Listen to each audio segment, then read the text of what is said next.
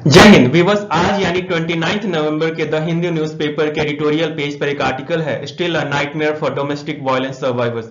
इस आर्टिकल को हम डिटेल में समझेंगे।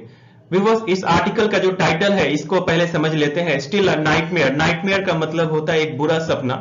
डोमेस्टिक वायलेंस आप समझ रहे हैं, घरेलू हिंसा, और सर्वाइवर्स मतलब बचे हुए, मतलब सर्वाइवर्स उनको कहा जाता है जो एक दुर्घटना के बाद बच जाते हैं, उनको बोलते हैं सर्वाइवर। तो बेसिकली यहां पर बात ये हो रही है कि still a nightmare domestic violence survivor, domestic violence के बाद जो लोग अभी भी लाइफ को जी रहे हैं, और खासकर ये बात उनके ऊपर, महिलाओं के ऊपर लागू होती है। तो डोमेस्टिक वायलेंस के जो सर्वाइवर है उनके लिए अभी भी जो जीना है या उनकी जो लाइफ है एक बुरे सपने की तरह है। मेरे बारे में व्यूअर्स, इस टॉपिक को कवर करते हुए जो दूसरे सब टॉपिक्स हम कवर करेंगे वो ये है बैकग्राउंड द स्टोरी सो फार, क्यों ये फिर से अब चर्चा में है, डोमेस्टिक वायलेंस क्या होता है, statistics from the national family health survey. Basically ये जो नेशनल फैमिली हेल्थ सर्वे है यही जो है डेटा इकट्ठा करती है अपने सर्वेक्षण में। Then protection of women from domestic violence act, जिसको आप शॉर्ट में PWDVA कहते हैं, 2005 का ये एक्ट है। देन मेन कंसर्न्स क्या है, question and response from interview. Basically कई लोगों का साक्षात्कार लिया गया, महिलाओं का, बेसिकली क्योंकि ये पूरा जो आर्टिकल है महिलाओं के ऊपर है, तो उन्होंने क्या, उनसे क्या पूछा गया और क्या उन्होंने जवाब दिया इसके बारे में। रोल ऑफ द पुलिस, ये बहुत इंपॉर्टेंट पार्ट है यहां पर, और अंत में conclusion. The story so far viewers, international day for elimination of all forms of violence against women, ये मनाया जाता है नवंबर 25 को, अभी 4-5 दिन पहले ये आया था। तो बेसिकली ये इंटरनेशनल डे फॉर एलिमिनेशन का मतलब है हटाना, of all forms of violence against women, औरतों के खिलाफ, औरतों के विरुद्ध जो भी वायलेंस, हिंसा हो रही है उसको हटाना। और इस दिन ये इंटरनेशनल डे नवंबर 25 को है। देन अभी क्या हुआ, the Shraddha murder case has drawn attention to intimate partner violence. जो श्रद्धा मर्डर केस हुआ था, तो इसकी वजह से ये फिर से जो इंटीमेट पार्टनर द्वारा, स्पाउस द्वारा जो वायलेंस है फिर से चर्चा में आ गया, और इसको कैसे रोकें। Also recognized under the Protection of Women from Domestic Violence Act 2005 PWDVA as a kind of domestic violence। Basically intimate partner द्वारा जो वायलेंस है इसको पहले से ही ऑलरेडी इसके ऊपर एक्ट, कानून बना हुआ है इसको रोकने के लिए, जिसको आप बोलते हैं PWDVA 2005 का। देन डोमेस्टिक वायलेंस की बात करें तो ये एक वायलेंट और एग्रेसिव बिहेवियर है, जब आप एक उग्र रूप, हिंसात्मक रूप अपना लेते हैं अपने पार्टनर के प्रति, और बेसिकली ये घरों में ज्यादा होता है, involving the violent abuse of a spouse और पार्टनर, वो मानसिक तौर पे हो, शारीरिक तौर पे होता है, इस तरह का जब बिहेवियर आप हिंसात्मक रूप से करते हैं उसको बोलते हैं डोमेस्टिक वायलेंस। तो बेसिकली ये एक पनिशेबल ऑफेंस है under the Indian law, and then a violation of human rights also, ये मानवाधिकार का भी ये हनन है। Viewers, national family health survey के 2019-21 के एक आंकड़े के अनुसार भारत में अभी भी 32% विमेन ऐसी हैं जिनका एज 18 to 49 ईयर्स का है, और उनको इस तरह की वायलेंस का सामना करना पड़ता है। अब वो वायलेंस इमोशनल वायलेंस हो, वो फिजिकल हो, सेक्सुअल हो, वो उनके पति के द्वारा कभी ना कभी इस एज के बीच में किया गया है, और ऐसी महिलाओं का जो परसेंटेज है लगभग 32% है। मतलब इस एक्ट के बावजूद अभी भी बहुत सारे ऐसी वायलेंस हो रही हैं। और सबसे इंपॉर्टेंट बात यह है कि यहां पर with more rural than urban women, जो गांव की महिलाएं हैं इस तरह के वायलेंस का ज्यादा रिपोर्ट करती हैं शहरी महिलाओं के मुकाबले।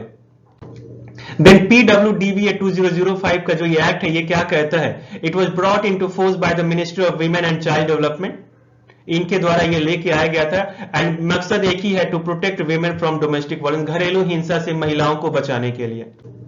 व्यूअर्स, इस एक्ट की बात करें तो एक बहुत ही प्रॉमिसिंग एक्ट ये होना चाहिए था, जिसमें विमेन को प्रोटेक्ट करना था, न केवल हस्बैंड के वायलेंस से बल्कि जो दूसरे घर के मेंबर है उनसे भी। तो बेसिकली ये इस एक्ट में सिविल एंड क्रिमिनल प्रोटेक्शन दिया जाना चाहिए था विमेन को प्रोटेक्ट करने के लिए, उनको सपोर्ट करने के लिए जो वायलेंस से सफर कर रही हैं। लेकिन हुआ ये कि this doesn't even capture the prevalence of violence by other family members too. लेकिन यहां पर एक छोटी सी लूपहोल हो गई कि इसमें जो दूसरे फैमिली मेंबर्स के द्वारा जो वायलेंस की बात की जानी चाहिए थी उसका बिल्कुल मेंशन नहीं है। व्यूअर्स, यदि हम इस एक्ट के प्रेजेंट स्टेटस की बात करें तो आंकड़े बताते हैं कि अभी भी बहुत सारी महिलाएं हैं जो इस एक्ट को यूज नहीं कर पा रही हैं, या ये एक्ट उनकी पहुंच से दूर है, और its promise and provisions are unevenly implemented, unavailable and out of reach for most Indian women।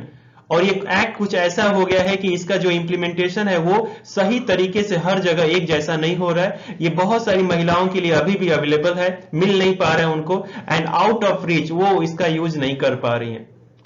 और इससे भी एक दुखद बात यह है कि 1/3 of women being subject to domestic violence only 14% have ever sought help। जितनी महिलाएं ये डोमेस्टिक वायलेंस को सफर करती हैं उसमें से मात्र जो 14% है वो ये मदद के लिए आगे आई हैं, मदद मांगने के लिए बेसिकली आगे आई हैं। Women of rural areas report very less, और ये भी एक आंकड़ा बहुत चिंताजनक है कि जो गांव की महिलाएं हैं वो बहुत कम रिपोर्ट करती हैं। Viewers, जो मेन कंसर्न है in a country where domestic violence is a crime, where there are multiple laws explicitly designed to protect women against violence. हमारे देश में इतने सारे कानून है, एक एक्ट बना हुआ है, इसके बावजूद why is it that most women survivors of domestic violence never seek help. ये एक बहुत चिंताजनक विषय है कि इस एक्ट के होने के बावजूद भी क्यों महिलाएं डोमेस्टिक वायलेंस सफर करने के बाद आगे क्यों नहीं आती हैं इस एक्ट की हेल्प लेने के लिए।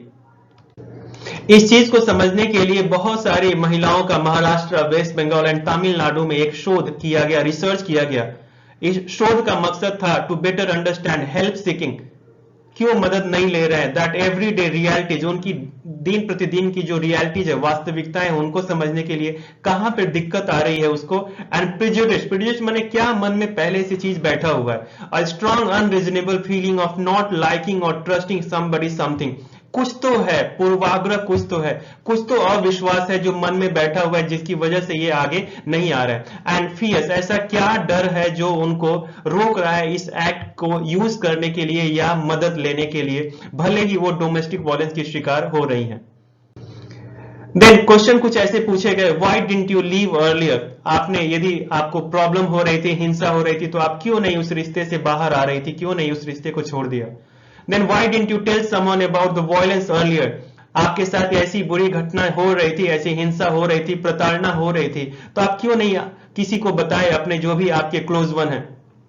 एंड आप यदि चौंकेंगे इस बात को सुन के, उनकी जवाब को सुन के, कि responses were the most complicated and contradictory. बहुत सारी औरतों का जो जवाब था वो बहुत कॉम्प्लिकेटेड था, इतना सिंपल नहीं था, एंड बहुत कॉन्ट्राडिक्टरी था। एक का जवाब दूसरे से मैच नहीं हो रहा था, मतलब हर किसी का जो वजह है वो कुछ अलग ही था, या कुछ वजह ऐसी भी थी जो एक दूसरे से टक्कर दे रही थी, एक दूसरे के अपोजिट थी, कॉन्ट्राडिक्टरी थी। देन रिस्पॉन्सेज कुछ ऐसे मिले, women were hopeful that things would change. ये नॉर्मल हमारे भारतीय समाज में आपने देखा होगा कि भारतीय महिलाएं ये हमेशा आशावादी होती हैं कि चीजें आज नहीं तो कल बेहतर होंगी, तो कुछ ऐसा भी जवाब यहां पर रिसर्च में मिला। Then women could change your husbands behaviour. औरतों को ऐसा लगता था कि आज नहीं तो कल वो अपने हस्बैंड, पति के बिहेवियर को बदल पाने में समर्थ होंगे। Then the husband would listen to them, और अभी भले ही पति हमारी बात नहीं सुन रहा है, लेकिन फ्यूचर में वो हमारी बात पक्का सुनेंगे, और जब बात सुनेंगे तो पक्का ये डोमेस्टिक वायलेंस कम हो जाएगा या बंद हो जाएगा। Then women didn't want to be a burden on others, in particular their families। ये बहुत एक इंपॉर्टेंट बात है। कई सारी औरतों का यह भी जवाब मिला कि वो अपने परिवार के ऊपर बोझ नहीं बनना चाहती। एक जवाब में यह भी मिला कि my mother has a lot of worries, मेरी माँ के पास खुद ही बहुत सारी चिंताएं हैं। She has her own life, उनका अपना जीवन है। So I didn't want to add to her own worries with mine, तो मैं अपनी समस्या से उनकी समस्या को और बढ़ाना नहीं चाहती। और ये सब जवाब कुछ ऐसे हैं जो बहुत प्रैक्टिकल है। इसका मतलब ये जो रिसर्च है बहुत कमाल का, बहुत बेहतर तरीके से, ईमानदारी से किया गया। कुछ और responses, they would become a problem और a source of tension for their families. कई उन महिलाओं को, उन सर्वाइवर्स को, उन पीड़ित को ऐसा लगता था कि वो यदि घर पर जाएंगे तो अपने फैमिली मेंबर के लिए तनाव बन जाएंगे और प्रॉब्लम बढ़ जाएंगे। Then bringing them shame and dishonour, और इससे उनको खुद तो शर्म आएगी ही, उनको खुद भी बहुत अपमान महसूस होता है। कई बार ये औरतें जब अपने घर में जाती हैं तभी भी उनको जो रेस्पेक्ट मिलना चाहिए वो नहीं मिलता। इवन घर वाले उनको एक अलग ही निगाह से देखने लगते हैं और उनमें ही कमियां निकालने लगते हैं कि शायद तुम्हारे अंदर ही कोई कमी थी जिसकी वजह से तुम्हारे पति या तुम्हारे ससुराल वाले ऐसा व्यवहार कर रहे हैं। और सबसे इंपॉर्टेंट बात, viewers, irrespective of the survivors level of education, caste और क्लास, इस तरह के जो जवाब मिले हैं उसमें कोई भी एजुकेशन, कास्ट और क्लास का लेना देना नहीं है। मतलब लगभग हर तरह के लोगों का ये सेम रिस्पॉन्स था कि इस तरह की जो चीजें जवाब उन्होंने दी हैं ये लगभग सबके साथ हुआ है। मतलब ऐसा नहीं है कि कोई हाई क्लास का है या जो हाईली एजुकेटेड है उनके साथ ये सब चीजें नहीं हो रही है, उन्होंने जवाब नहीं दिया। जी नहीं, सबने इस तरह का जवाब दिया हुआ। विवर, जहां तक माइग्रेंट वीमेन या ट्रांस पीपल, जिसमें ट्रांसजेंडर एंड ट्रांससेक्सुअल आ जाते हैं, या ऐसी महिलाएं जिनकी बहुत सारी बहनें हैं, जिनके माता पिता या तो बीमार हैं, बूढ़े हैं या इस दुनिया में नहीं है, उनकी तो समस्या और भी ज्यादा है। उन औरतों का ये सोचना है कि वो इस डीवी से, डोमेस्टिक वायलेंस से बचना, इसका सामना करना, मुकाबला करना, ये केवल उनकी इंडिविजुअल रिस्पॉन्सिबिलिटी है और कोई उसमें उनके आगे आने वाला नहीं है, हेल्प करने वाला नहीं है। मतलब यदि परिवार में माता पिता यदि नहीं है, बीमार है या काबिल नहीं है, तो इस केस में जो दूसरे भाई बहन है या रिलेटिव्स है वो मदद के लिए नहीं आते। ये यहां पर एक इंपॉर्टेंट बात है। यदि हम उन महिलाओं की बात करें जो इस एक्ट को यूज करके डोमेस्टिक वायलेंस के खिलाफ मदद मांगने के लिए आई है या कानून का सहारा ली, तो इसमें दो तरह की कैटेगरी आती है। एक ऐसी कैटेगरी है जो वायलेंस होने के 6 महीने के अंदर ही इन्होंने आगे अपना कदम रखा, आगे आई, कानून का हेल्प ली। और दूसरी कैटेगरी ऐसी है जिसमें वायलेंस होने के 5 साल बाद इन्होंने रिपोर्ट किया। देन जो पहला ग्रुप है जिन्होंने 6 महीने के अंदर ही वायलेंस का रिपोर्ट किया, कानून का सहारा लिया, तो उसमें mainly turn to their parents, उन्होंने अपने पेरेंट्स के पास गई, वो माता पिता के पास। तो जवाब क्या मिला उनको? Their parents suggested to preserve the family environment. कहीं ना कहीं वहां पर आपने सुना भी होगा कि यदि आप घर में कुछ होता है, पति के साथ ससुराल में होता है, जब आप घर में जाते हैं मायके, तो वहीं से एक सजेशन आपको मिलता है कि ट्राई करो एडजस्ट करने के लिए, और जो भी रिक्वायरमेंट है हस्बैंड की या दूसरे जो ससुराल के जो लोग हैं उनकी बात को मानने के लिए या कहीं ना कहीं से उन जरूरतों को पूरा करने के लिए, एक तरह से सिंपल भाषा में कहे तो एडजस्ट करने के लिए। विवश, अब दूसरी कैटेगरी की बात करें। पहली कैटेगरी में आपने ये देखा कि जहां पे जब बेटी अपने घर जाती है तो वहां पे उनके पेरेंट्स या दूसरे फैमिली मेंबर सजेस्ट करते हैं कि ससुराल या पति की रिक्वायरमेंट के अनुसार अपने आप को एडजस्ट करने के लिए। देन दूसरी भी कुछ केसेज हैं, लेकिन ऐसे केसेज बहुत कम है। दूसरी तरह का रिजल्ट क्या मिला कि जब बेटी अपने घर पर गई तो वहां पर बेटी की जो वेलफेयर है, भलाई है, उसका प्रायोरिटी पे ध्यान रखा गया, और बजाय इसके कि उसके परिवार वाले या ससुराल वाले क्या सोचते हैं। मतलब बेटी की प्रॉब्लम को इन्होंने प्राथमिकता दी और जरूरत पड़ने पे इन्होंने मीडिएट किया, उसको बीच को जाके समझाने, कॉम्प्रोमाइज समझौता या बातचीत से उसको सुलझाने की कोशिश की। यदि जरूरत पड़ी तो वो पुलिस को भी अप्रोच किए, और लास्ट में जब नहीं बन पाया तो उस रिलेशनशिप से एग्जिट होने के लिए भी उन्होंने अपना हेल्प जो देना है दिया। अब यदि हम सेकंड ग्रुप की बात करें तो सेकंड ग्रुप में वो महिलाएं थी जो वायलेंस होने के 5 साल के बाद इन्होंने रिपोर्ट किया या कानून का सहारा लिया। तो ऐसी महिलाओं में एक मेन बात ये दिखने को मिला कि they were having heightened concerns for their children safety. शादी के 5 साल के बाद या वायलेंस के 5 साल के बाद यदि इस तरह की चीजें हो रही हैं तो कहीं ना कहीं उन महिलाओं के मन में ये एक बात थी, वो बात मेन उनको अपनी से ज्यादा उनके बच्चे की सेफ्टी की ज्यादा चिंता थी। Then struggle to imagine exiting a relationship due to financial insecurity or patriarchal norms concerning property ownership। ये एक इंपॉर्टेंट बात है कि वायलेंस होने के 5 साल बाद उस रिलेशनशिप से बाहर आना इतना आसान नहीं होता, तो उनको बहुत प्रॉब्लम हो रही थी, संघर्ष करना पड़ रहा था उस रिलेशनशिप से बाहर आने के लिए। और उसके पीछे मेन वजह क्या था? फाइनेंशियल इनसिक्योरिटी, क्योंकि पैसे का यदि आपको सपोर्ट नहीं रहता तो इतना आसान नहीं होता उस चीजों से बाहर निकलने के लिए। तो कहीं ना कहीं महिलाओं को यह लगता है कि हमें वायलेंस तो झेलना पड़ रहा है, लेकिन एटलीस्ट मैं फाइनेंशियली अपने हस्बैंड के ऊपर डिपेंड हूं। तो इस चीज को सोच के भी मजबूरी वश भी उनको ये वायलेंस का सामना करना पड़ता है। एंड दूसरी बात, जो हमारा समाज है उसमें बहुत सारे अभी भी ऐसे नियम है जो पैट्रियार्कल नॉर्म्स है, पुरुष प्रधान जो समाज है वो कहीं ना कहीं पुरुष की तरफ झुकाव करके या उसकी तरफ होकर ही नियम बनाते हैं। तो यहां पर भी ये बात थी। और लास्ट में जो प्रॉपर्टी का जो इशू है कि यदि हम इस रिलेशनशिप से चले जाएंगे तो जो प्रॉपर्टी है वो कहां पर, वो फिर मुझे कुछ हिस्सा नहीं मिलने वाला, और अल्टीमेटली हम ही सफरर होंगे, मैं सफरर होंगी, मेरा बच्चा सफरर होगा। तो इन्हीं 3-4 चीजों की वजह से वो सेकंड ग्रुप जो है वो रिलेशनशिप से तोड़ नहीं पाते या कानून का सहारा नहीं लेते। और यदि हम अपने समाज की जो जेंडर इनइक्वालिटी, लैंगिक असमानता की बात करें तो ये इतनी घर कर की गई है, इतना अंदर तक ये फैला हुआ है, ingrain are so social norms कि women are more likely than men to justify a scenario in which it is acceptable for a husband to beat or hit his wife। अब आप देख लीजिए ये जेंडर इनइक्वालिटी कुछ इस तरह से दिमाग में बैठी हुई है कि कई सारी औरतें अभी भी हैं, women are more likely than men to justify a scenario।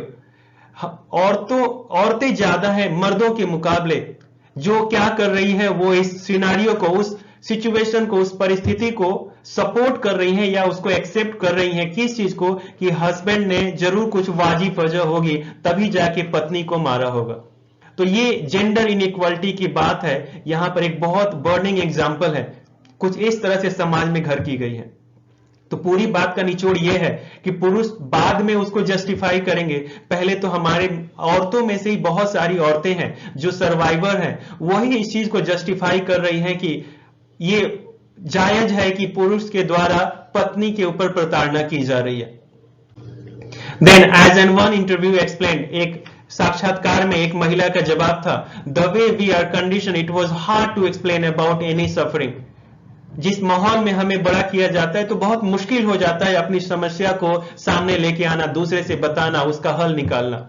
And those who confide in described feeling a sense of relief and that a burden had been lifted। और ये बहुत खूबसूरत बात है, जिन महिलाओं ने अपना ये प्रॉब्लम, अपनी ये जो सीक्रेट है, अपनी जो समस्या जब दूसरे के सामने बताई तो उनका जब अनुभव लिया गया तो पता चला कि उनको बहुत एक सेंस ऑफ रिलीफ, राहत का महसूस हो रहा था।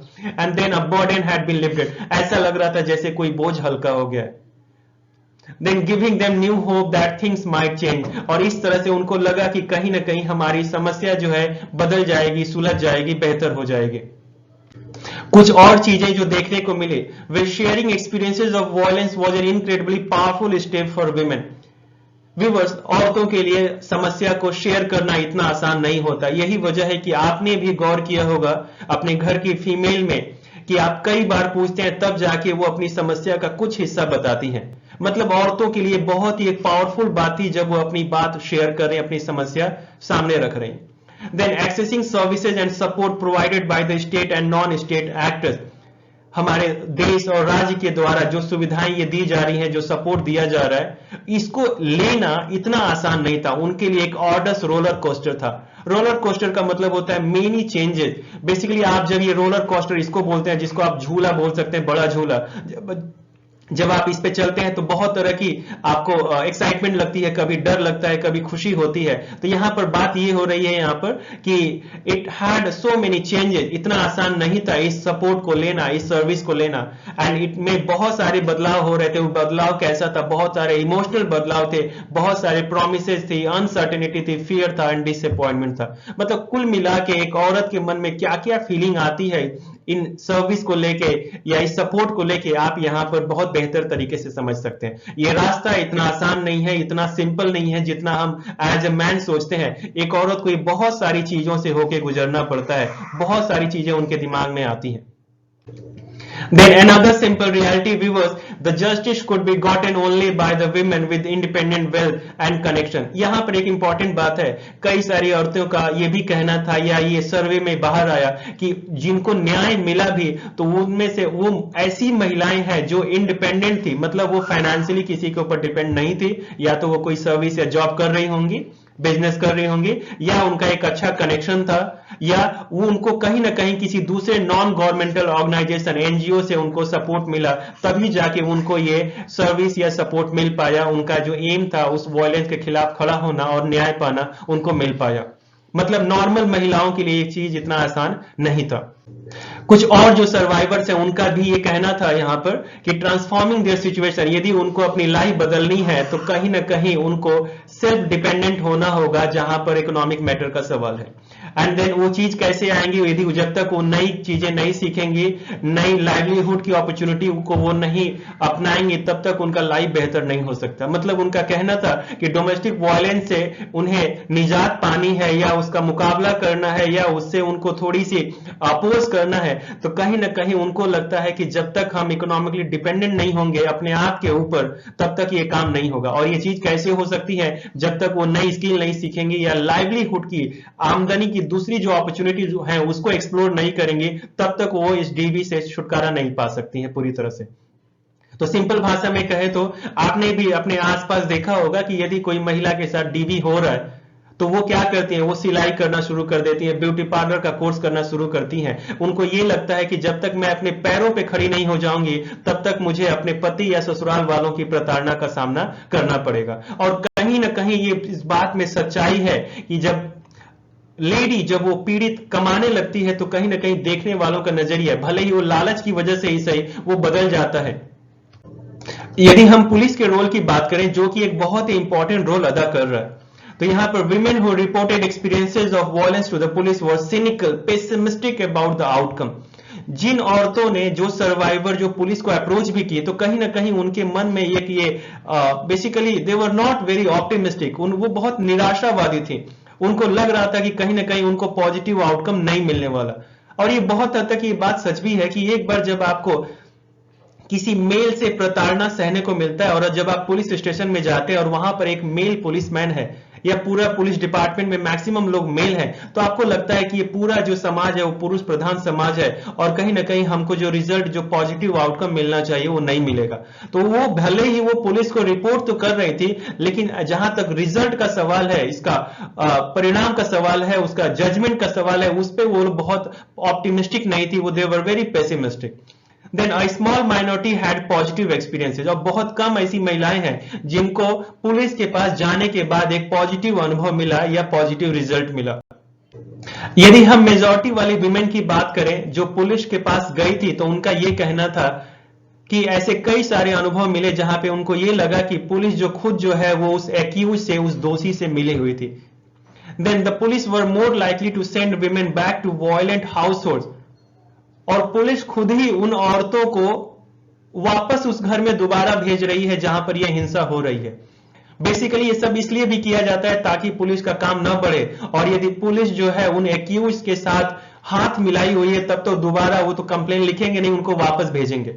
Then to reconcile with perpetrator. तो यहां पर रिकॉन्साइल का मतलब होता है टू रिस्टोर फ्रेंडली रिलेशन। बोलो कि अरे यार छोड़ दो, कोई बात नहीं, कभी कभी ऐसा होता है। और किसके साथ? यही उन्हीं लोगों के साथ, इन परपेट्रेटर के साथ। A person who carries out harmful, illegal और इमोरल एक्ट। जो लोग हम पे अत्याचार कर रहे हैं उनके साथ कोई बात नहीं, समझौता करके रिलेशनशिप को आगे कंटिन्यू करने के लिए। ये कौन कहता है? ये पुलिस कहती है। किसको कहती है? ये उन महिलाओं को कहती है जो रिपोर्ट लिखवाने के लिए पुलिस स्टेशन को अप्रोच करती हैं। Then use violence against perpetrators as a deterrent, discouragement। यहां पर एक बात यह भी कही जा रही है व्यूअर्स कि जब वो पुलिस के पास जाती हैं उनको जस्टिस के लिए, न्याय के लिए, तो कई बार क्या करती है पुलिस, वो जो परपिट्रेटर्स हैं, जो दोषी हैं, उन्हीं के खिलाफ वो वायलेंस का रास्ता अपनाती है। मतलब उनको डंडे मार करके उनको सुधारने की कोशिश करती है। तो कहीं ना कहीं इस महिला को यह भी अच्छा नहीं लगता होगा कि हम तो समझाने के लिए गए थे, हम तो मीडिएशन के लिए गए थे, और पुलिस जो है उसको डंडा मार करके ठीक करने की कोशिश कर रही है। Then instead of filing an official complaint or connecting women to protection officer and other services providers as the PWDVA outline। तो होना तो ये चाहिए PWDVA आउटलाइन के अनुसार कि उसको आप ऑफिशियल एक कंप्लेन लिख लें, उसको जो विमेन प्रोटेक्शन ऑफिसर हैं वहां पर उनसे मिलवाएं। बजाय ये सब करने के बजाय ऊपर की सारी चीजें हो रही हैं, और उन ऊपर की चीजों में क्या था? एक तो पुलिस जो है खुद ही परपिट्रेटर से मिली हुई है, एक्यूज से मिली हुई है। दूसरी, पुलिस कंप्लेन लिखेगी नहीं, खुद ही बोलेगी जाके एडजस्ट कर लो। और तीसरी, यदि कंप्लेन आप उसकी सुन भी ली तो खुद ही जो एक्यूज है, दोषी है, उन्हीं के ऊपर डंडा बरसाकर उनको सुधारने की कोशिश करने लगती है, जो कि ये महिलाएं नहीं चाहती। Then several states are yet to implement protection officer। ये जो रक्षा वाले अधिकारी हैं, अभी भी कई सारे स्टेट ऐसे हैं जहां पर ये नहीं है, अपॉइंट नहीं किए गए। और जहां कहीं ये अपॉइंट किए भी गए हैं तो वहां पर ये इतने इनके पास रिसोर्सेज की कमी है, या इनके पास वो जो काबिलियत होनी चाहिए, ट्रेनिंग मिलनी चाहिए, वो नहीं है, ट्रेन नहीं है। And they are overworked. पहले से ही इतना सारा लोड है कि किस लिए समाज में इस डीवी के लोड को भी लिया जाए। व्यूअर्स, रिसर्च में यह भी पता चला है कि औरतें बहुत अच्छी तरह से जानती हैं कि the state serves patriarchal and heteronormative a view that promotes heterosexuality as the normal or preferred sexual orientation interest first। कि हमारा जो समाज है या जो राज्य है, जो हमारा देश है, वो कहीं ना कहीं जो ये पुरुष प्रधान है या जो हेटेरोनॉर्मेटिव इंटरेस्ट है। हेटेरोनॉर्मेटिव का मतलब एक ऐसा व्यू जिसमें आप हेटेरोसेक्सुअलिटी, नॉर्मल और प्रेफर्ड सेक्सुअल ओरिएंटेशन को ही प्रेफर करते हैं। मतलब मेल एंड फीमेल का जो रिलेशन है उसी को प्रेफर करते हैं, और कहीं ना कहीं पुरुष प्रधान हमारा समाज है तो नियम वैसे ही बनेंगे। Then the state is failing women, और इसको कंक्लूड करें तो कहीं ना कहीं जो हमारा राज्य है, जो हमारा देश है, वही औरतों को गिरा रहा है, वही असफल कर रहा है। बस यदि हम इस पूरे आर्टिकल को कंक्लूड करें तो पता चलता है कि managing the fall out of domestic violence is still being subcontracted. Subcontract का मतलब होता है hire a different person to do the required work. यदि हम डोमेस्टिक वायलेंस के पीड़ित हैं और हमें इस रिलेशनशिप से बाहर आना है, तो बाहर आने के लिए भी कहीं ना कहीं हमको एक दूसरे व्यक्ति को हायर करना पड़ रहा है ताकि हम उस रिलेशनशिप से बाहर आए। इसका मतलब ये हो सकता है वकीलों को पैसा देना, पुलिस को पैसा देना, ये सारी चीजें। तो in spite of existence of legislature and civil remedies, भले ही हमारे कानून में ये सारी चीजें मेंशन की गई हैं कि यदि कोई पीड़ित है तो उसको कुछ और खर्च न करना पड़े, किसी और को हायर न करना पड़े, लेकिन इसके बावजूद ये सारी चीजें करनी पड़ रही हैं। जब ये चीजें हो रही हैं, so that is the biggest crime being committed against women today. और ये एक तरह से सबसे बड़ा अपराध है जो हम औरतों के साथ समाज में कर रहे हैं। एक तो वो खुद ही जो है वायलेंस से पीड़ित है, और उसके बावजूद उस पीड़ा को हम तब और बढ़ा रहे हैं जब उस वायलेंस से बाहर आने के लिए भी उनको किसी को पे करना पड़े, किसी दूसरे की सर्विस लेनी पड़े। जबकि होना क्या चाहिए, राज्य या देश के द्वारा ही उनको ये सर्विसेज दी जानी चाहिए ताकि वो आराम से उस रिलेशनशिप से बाहर आ सके। विवश, मुझे उम्मीद है कि डोमेस्टिक वायलेंस से रिलेटेड ये आर्टिकल आपको पूरी तरह से समझ में आ गया होगा। यदि अभी भी आपने मेरे चैनल को सब्सक्राइब नहीं किया तो सब्सक्राइब कर लीजिए, और लाइक शेयर एंड कमेंट करके मुझे आप और एनर्जी दीजिए ताकि ऐसे ही बेहतरीन वीडियोज मैं आपकी तैयारी के लिए बना सकूं। Thank you so much for watching. Best wishes, get selected. जय हिंद।